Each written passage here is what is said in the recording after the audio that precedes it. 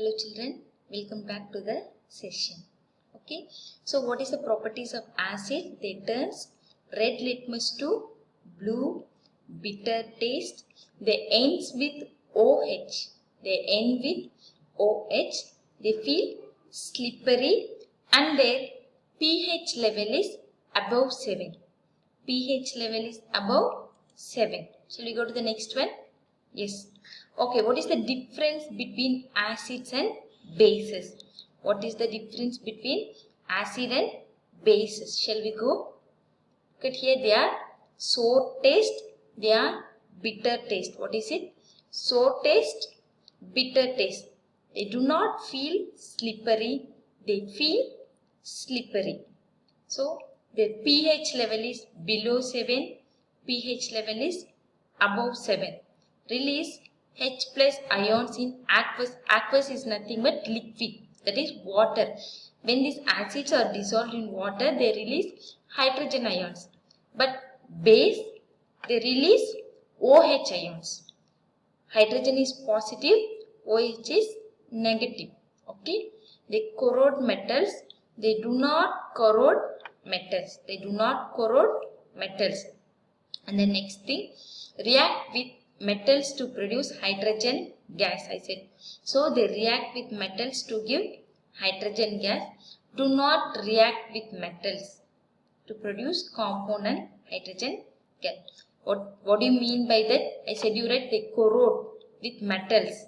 So they give hydrogen gas. But they do not corrode, say they don't react. And then it turns to red. Acids turns into red or pink color. Bases turns to blue color. Shall we go to the next? Okay. So what are all the uses of acids and bases? What is it? What are the uses of acid and bases? Listen. In the daily life, what is the use of acid? So first we are going to see about sulfuric acid. What is it? Sulfuric acid. They are used in paints, detergents and then fertilizers. Acids are used in fertilizers and then carbonic acids. What is it? Carbonic acids are used to make drinks like cool drinks, etc. Okay. And then ethanoic acid is used in vinegar. Ethanoic acid is used in vinegar. And then bases in daily life. So I said you read already soaps, detergent, toothpaste and then ammonia base is used in making fertilizers. So both of them are used in making fertilizers. Shall we go to the next? So what is it? Some of the common acids which are present. Some of the common acids which are present. In your book also you have one tabular column. Okay, just go through it. What is the acid and base present in the food materials? So here we have citrus like lemon, orange, etc. We have what?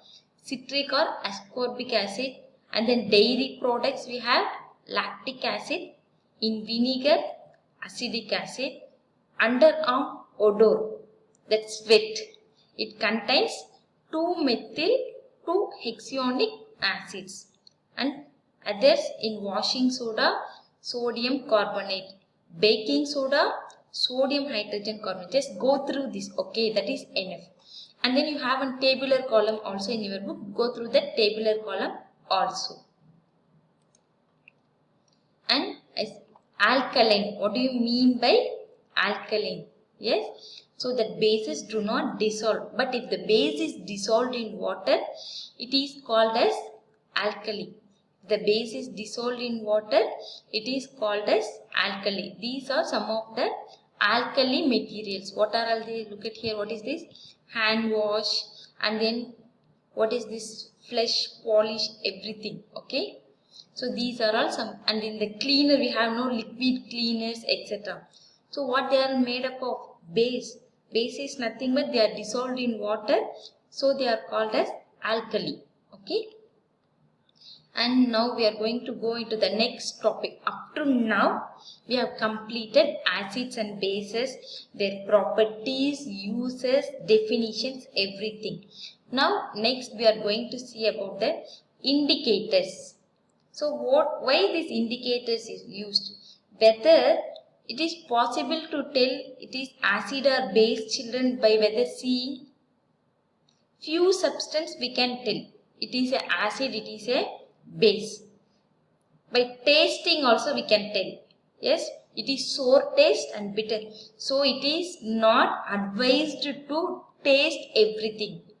There are harmful acids and harmful bases. So it is not advised to taste everything to find whether it is acid or base. So we use indicators to check whether the substance is acid or base. So listen here. Indicators are substance that change color.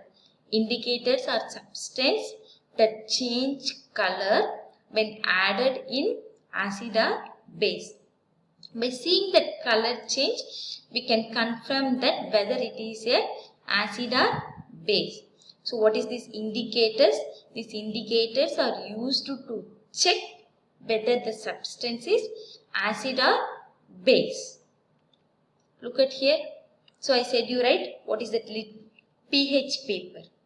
So we use pH paper. If it is dipped in acid, what happens? So the dry paper looks like this. The dry paper looks like this. If this dry paper is dipped in acids, it changes its color into red. If it is dipped in base, it changes its color into blue. Okay. So I shown you the pH chart. Yes or no? Different colors. By matching the colors and knowing the pH values, we can say whether it is acid or base. And I said you need neutral also. What is that? Water is a neutral. If you dip the pH paper in water, there will be no color change because it is a neutral solution. Clear, children? Indicators are used to check whether the substance is acid or base. So there are different types of indicators. What are all the types? They are natural indicators and then synthetic indicators. What are the types of indicators? They are natural indicators and then synthetic indicators. Now we are going to see about the natural indicators. What is it? Natural indicators. Look at here, children. Turmeric, litmus and China rose petal. What do you mean by this China rose? Nothing but hibiscus. The petals of hibiscus. So these are all naturally occurring indicators. So what are all the natural indicators? They are turmeric, litmus. Nothing but these litmus papers are obtained from lichens. A plant called lichens. Okay, during rainy seasons we are able to see something which is deposited over the plants, right? What are the lichens? The greenish color which is deposited are nothing but lichens. So these litmus papers are prepared from those lichen plant. So what are all the natural indicators? First one is the turmeric and then litmus which is prepared from lichens and then China rose petals. China rose is nothing but hibiscus. So these are all some of the natural indicators. And then now I am going to ask you an question. Try to find the answer for it. Okay. So how does rain become acidic? Have you heard about acid rain? Yes, the dinosaurs have been disappeared due to what? Acid rain. Have you heard the stories or not? It is true or false. We don't have any evidence, but there are certain assumptions. This may be like this. So the scientist says that the dinosaurs have disappeared from the earth due to the acid rain. So how does the rain become acidic, children? Yes, Do you have any ideas? Shall I tell? Yes. Okay. The air pollution is there. Yes or no? So the vehicles emitting smoke, dust. We are burning fossil fuels, waste, dust. And what is that? The air which is emitted from the factories, industries. Everything is polluted. Yes or no? Do you agree with me or not? If a vehicle is going on a road, you are able to see the black colored smoke from its silencer. Yes? So what is it? It is not filtered. When it mixes with the air, what happens? So the chemicals which are present in that waste mixes with the air. So when it reaches the top, that is the clouds, it changes the rain into acid.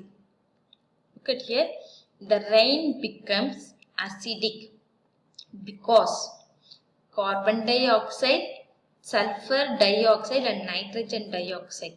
So what are all they? Carbon dioxide, sulfur dioxide and then nitrogen dioxide. So these are released from air as pollutant. I said you right. So from where these are released? From industries, vehicles, burning fuels, etc. So these oxides, they dissolve in the raindrops. They reaches the atmosphere and they dissolve in the raindrops and convert that into carbonic acid, sulfuric acid and nitric acid and reaches the earth as acid rain. So look at here, nitrogen dioxide is converted into nitric acid, sulfur dioxide into sulfuric acid, carbon dioxide as carbonic acid.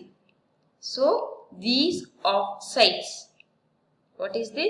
These oxides, when they dissolve in rainwater, that is raindrops, they are converted into acids and reaches the atmosphere as acid rain.